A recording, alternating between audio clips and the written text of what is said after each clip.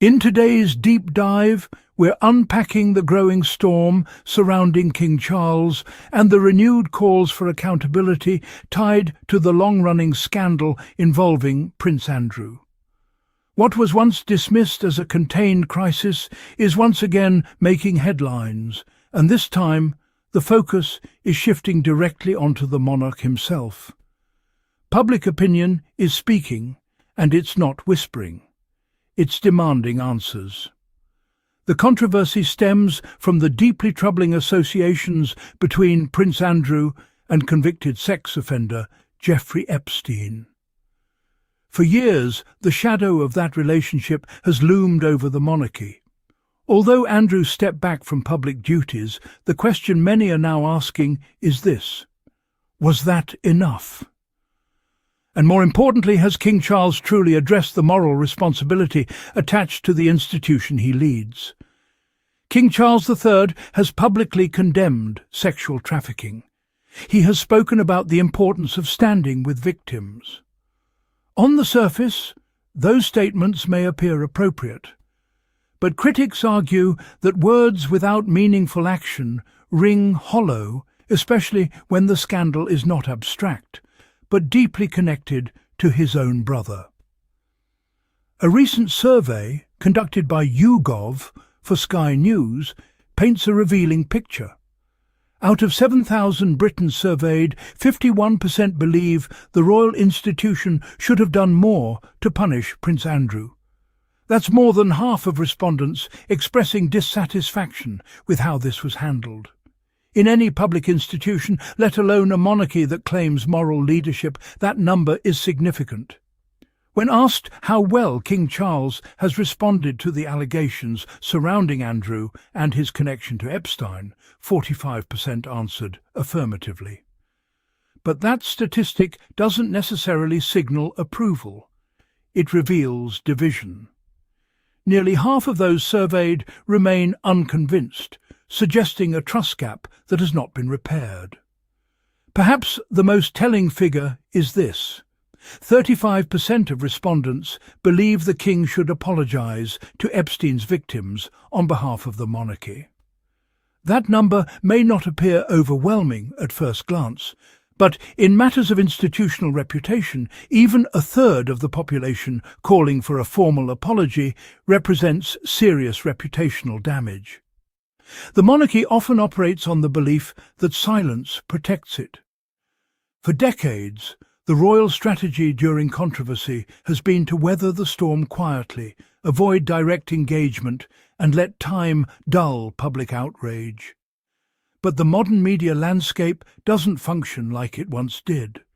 Social media, 24-hour news cycles, and independent commentary mean that silence is no longer interpreted as dignity. It is often seen as avoidance. King Charles inherited not only a throne, but also unresolved crises. While he may argue that Andrew's conduct was his brother's responsibility alone, the public increasingly views the monarchy as a collective entity.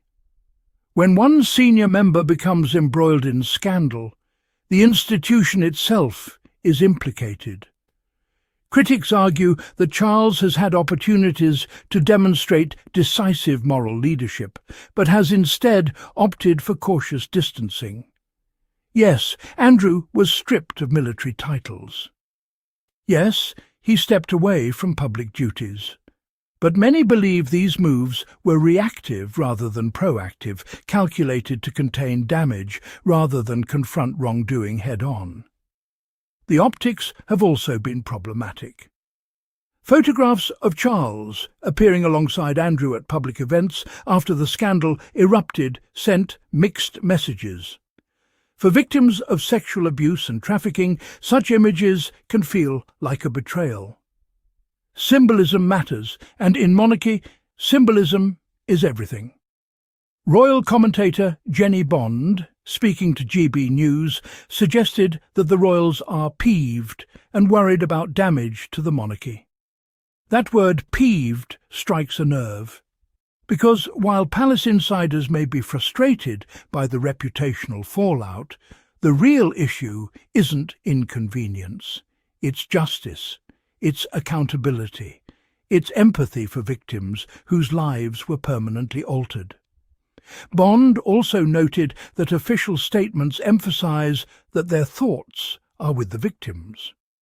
But critics say thoughts without transparent accountability are insufficient. The monarchy frequently stresses tradition and duty. Yet, in moments like this, critics argue that duty should extend beyond preserving the Crown's image. The contrast between public condemnation of trafficking and reluctance to issue a formal apology fuels skepticism. If King Charles truly stands against exploitation, why not take the extra step of acknowledging the institution's proximity to a scandal that harmed real people? An apology does not imply personal guilt, it signals moral clarity. Supporters of Charles argue that apologising could open legal complications or revive controversy. But many believe the controversy has never truly faded. Instead, it resurfaces periodically, eroding public confidence each time. The YouGov poll reveals something deeper than numbers. It reflects an evolving public mood. Younger generations, in particular, are less inclined to grant deference to institutions simply because of tradition. They expect transparency. They expect accountability. And they expect leaders, even hereditary ones, to act decisively when ethical lines are crossed. For a monarch attempting to modernize the crown, this presents a defining test. Charles has long expressed interest in streamlining the monarchy and projecting a more focused, socially conscious image. Yet this unresolved chapter contradicts that narrative. There is also a broader question about consistency. If the monarchy positions itself as a champion of charitable causes, mental health advocacy, and global humanitarian issues, critics argue that it must apply the same moral standards internally. Selective outrage undermines credibility. The royal household's strategy has largely been to treat Andrew's case as closed following his legal settlement. But for many members of the public, closure requires acknowledgement, not just procedural distancing. Public trust is fragile. Once shaken, it demands active repair. The monarchy's survival has always depended on public consent. And consent in a constitutional monarchy is not automatic. It must be maintained. The fact that more than half of surveyed Britons believe more should have been done signals that the issue is far from settled in the court of public opinion. Silence may prevent headlines in the short term, but it does not erase memory.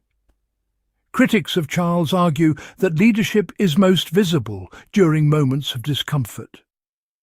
It's easy to issue statements condemning abstract wrongdoing.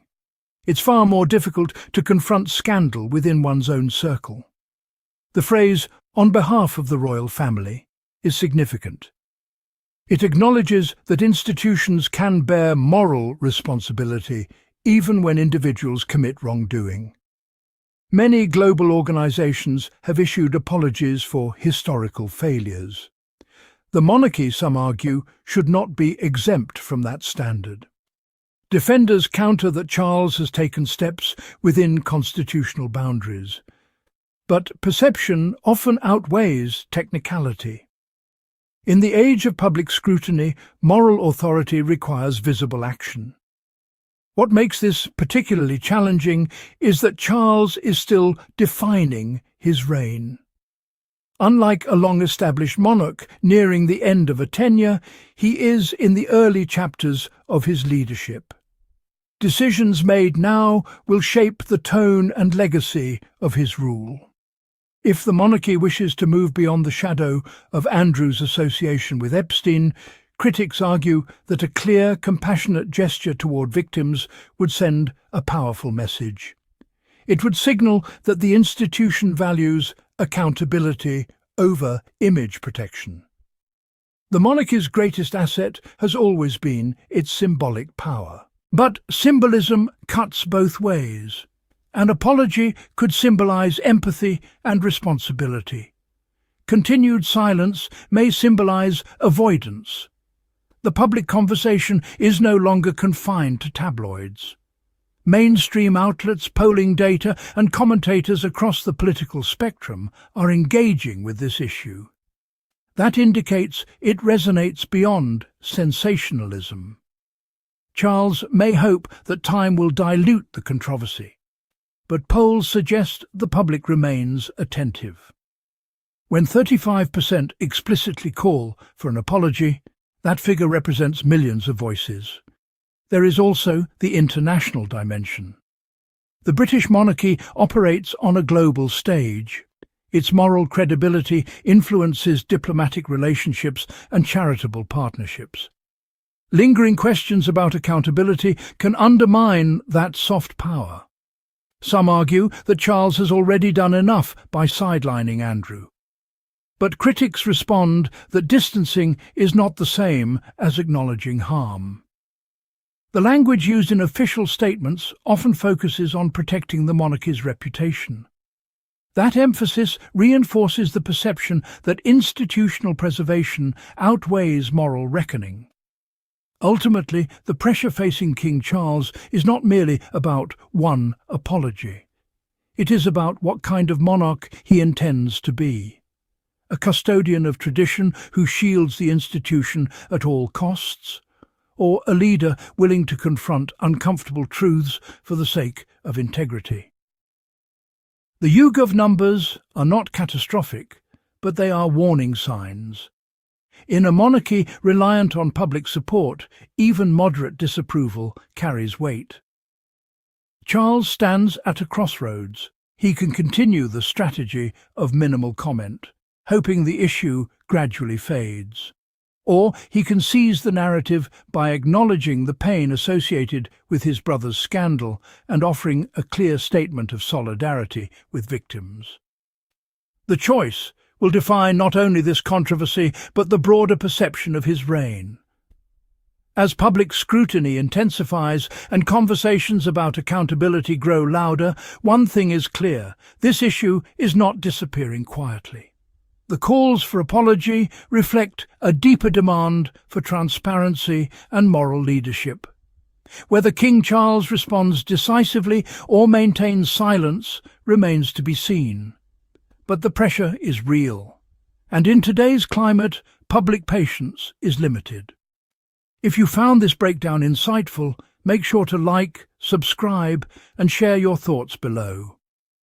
Do you believe King Charles should apologise on behalf of the monarchy? Or has enough already been done? Let's continue the conversation.